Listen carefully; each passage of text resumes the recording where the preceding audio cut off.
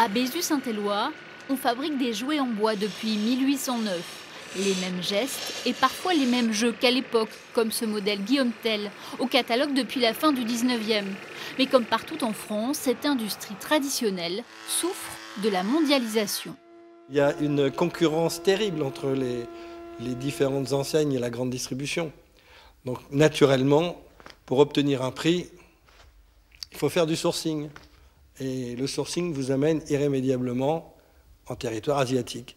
Pas toujours la Chine. Nous avons en concurrence beaucoup la Thaïlande.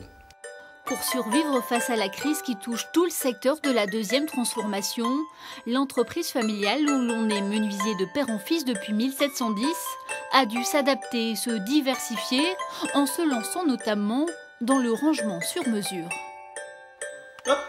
Autre piste pour Jorel, fabriquer des meubles pour Bud, comme ces deux prototypes de Transat. Qui vient de la forêt de Lyons. Circuit court, produits intelligents, matériaux local à un prix abordable. Je pense oui que le produit a été bien ciblé. Maintenant, c'est une question de présentation. Et je vais employer un mot anglais qu'on n'utilise pas souvent chez nous, chez Jorel, c'est le marketing. Alors c'est livré brut. On peut la peindre, mais on comme peut la c'est du chêne vernis. massif, vous pouvez le teinter, vous pouvez l'huiler. En multipliant les opérations de communication vis-à-vis des médias et du grand public, Bud espère bien drainer des commandes et pourquoi pas faire vivre ces artisans et menuisiers de la région qui sont en passe de disparaître. Ce patrimoine, on veut le valoriser et donc ça, les artisans locaux en font partie évidemment. Parce qu'ils ont un savoir-faire qui est en train de se perdre, parce que des problèmes de débouchés. Donc ça passe par la communication, donc une communication moderne, c'est des vidéos, c'est des images, c'est du design. Pour être écolo jusqu'au bout, les meubles commandés à Paris seront livrés par Péniche.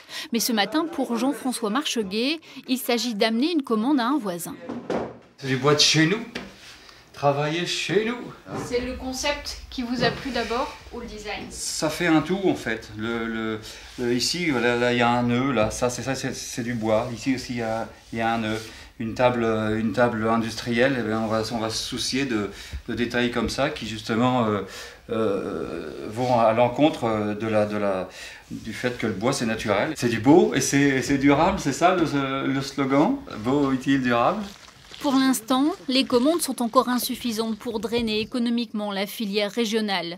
Mais avec son projet de label Raison durable, Bud aimerait bien exporter son modèle économique local dans d'autres régions pour que nos forêts françaises restent sciées, transformées et utilisées dans l'Hexagone.